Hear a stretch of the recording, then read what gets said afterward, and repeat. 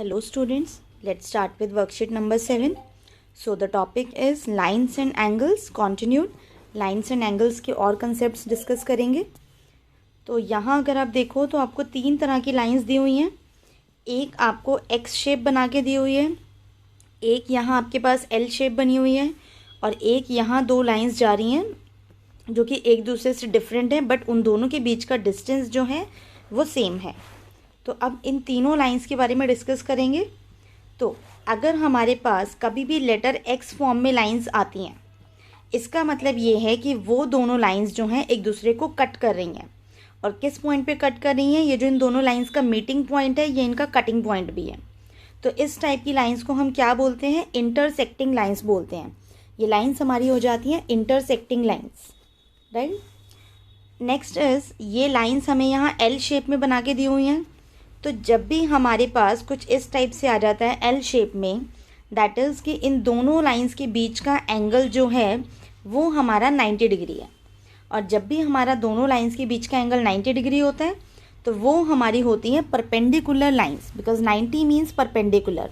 तो वो लाइंस कैसी हो जाती हैं? हमारी परपेंडिकुलर लाइंस हो जाती हैं.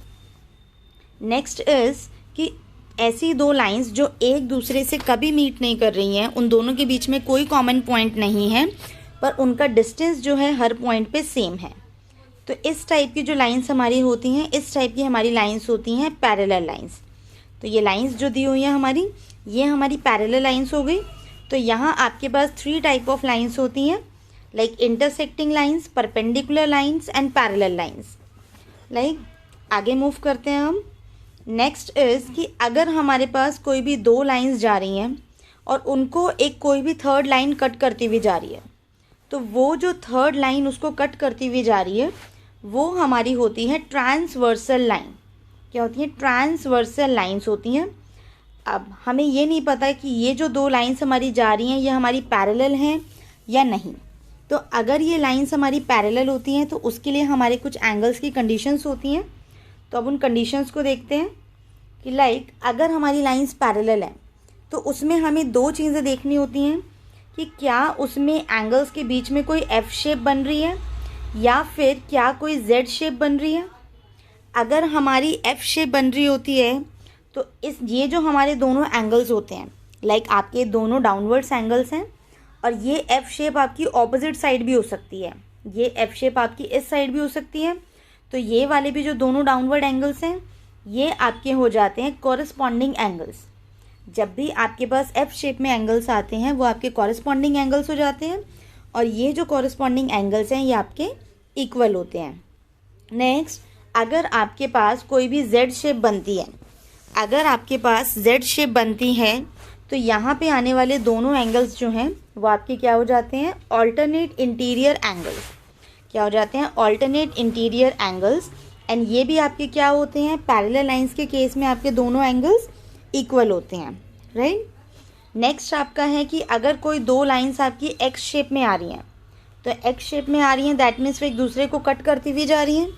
तो जब भी कोई दो लाइंस आपकी कट करती हुई जा रही हैं तो ये एंगल्स आपके बनते हैं क्या? Vertically opposite angles. एंगल्स आपके बनते हैं वर्टिकली ऑपोजिट एंगल्स और ये दोनों एंगल्स जो हैं आपके इक्वल होते हैं, राइट. तो नेक्स्ट हमें क्वेश्चन दिया हुआ है.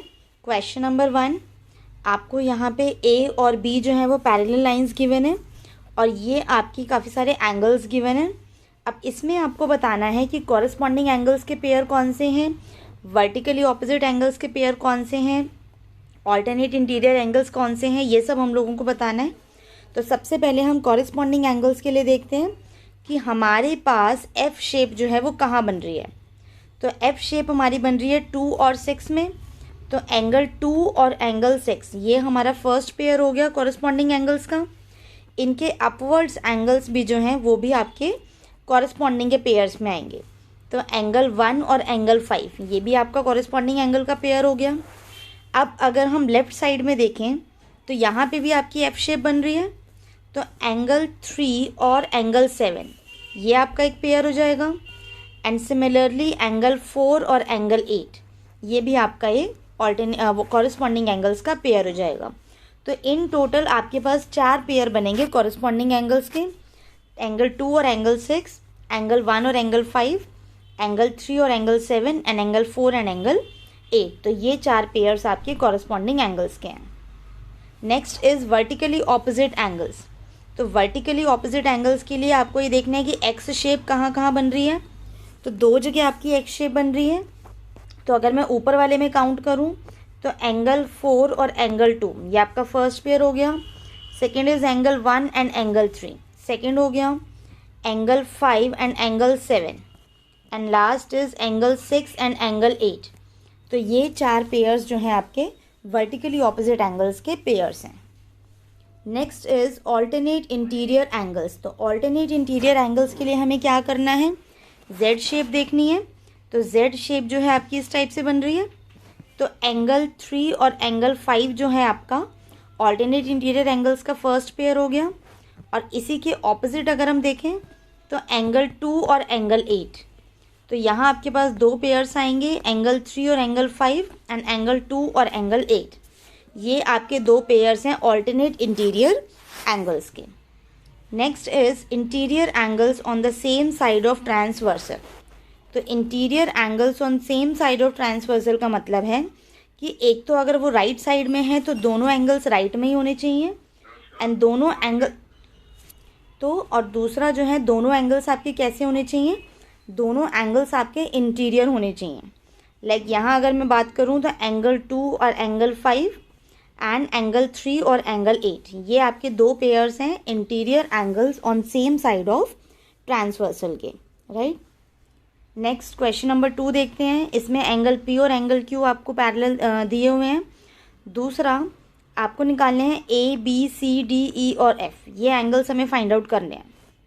तो अब पी और क्यू पैरेलल है, आपको सबसे पहले 125 दिया हुआ है। तो 125 के कॉरेस्पॉन्डिंग आप देख लो एफ शेप कहाँ बन रही है। तो 125 जो है कॉरेस्पॉन्डिंग आ रहा है एंगल डी के। तो 125 इक्वल हो गया एंगल डी। अब एंगल डी और एंगल बी ये दोनों आपके एक्स शेप बना रहे हैं। तो एंगल डी जो है आपका एंगल बी के इक्वल हो जाएगा। तो यहाँ से आपके पास 2 वैल्यूज़ आ गई, एक एंगल डी की वैल्यू आ गई और एक एंगल बी की वैल्यू आ गई, राइट। नेक्स्ट इज़ अगर हम देखें तो 125 और एंगल ई जो हैं हमारे एक लाइन के ऊपर लाई कर रहे हैं। तो 125 plus E is equals to 180 हो गया। तो यहाँ से ई की जो वैल्यू आएगी दैट इज़ 180 माइनस 125। तो 180 माइनस 125 करा तो ये आपका क्या आ गया, यहाँ से आ गया 55 डिग्रीज़। तो ई की वैल्यू आपकी 55 हो गई। अब ई 55 है तो एफ़ के साथ ये वर्टिकली ऑपोजिट एंगल बना रहे हैं। तो ई आपका एफ़ के इक्वल हो गया विच इज़ 55। अब एफ़ जो है आपका एफ़ आपका ए के साथ ऑल्टरनेट एंगल्स हैं, ऑल्टरनेट इंटीरियर एंगल्स। तो ए भी आपका 55 हो गया। नाउ लास्ट ए और सी ये दोनों भी एक्स शेप में आ रहे हैं। तो ए और सी अगेन आपके इक्वल हो गए। तो ई एफ और ए और सी ये सारे एंगल्स की जो वैल्यूज़ हैं आपकी 55 डिग्रीज़ आ गई, राइट। नेक्स्ट क्वेश्चन पे मूव करते हैं कि if 2 lines intersect each other how many angles have been formed. अगर 2 लाइन्स एक दूसरे को कट करती हुई जाती हैं तो हमारे कितने एंगल्स बनते हैं। तो अगर हमारी लाइन्स इंटरसेक्ट कर रही हैं तो कुछ इस टाइप से होती हैं। तो यहाँ पे 4 पोर्शंस बन रहे हैं। तो एंगल 1, 2, 3 एंड 4 यहाँ हमारे पास 4 एंगल्स बनते हैं। अगर 2 लाइन्स कोई भी इंटरसेक्ट करती हुई जाती हैं तो हमारे टोटल जो एंगल्स बनते हैं वो होते हैं 4। सो स्टूडेंट्स आई होप आप लोगों को ये कंसेप्ट्स क्लियर हो गए होंगे। इस वीडियो में इतना ही। इसके आगे की वर्कशीट्स नेक्स्ट वीडियो में डिस्कस होंगी। Thank you.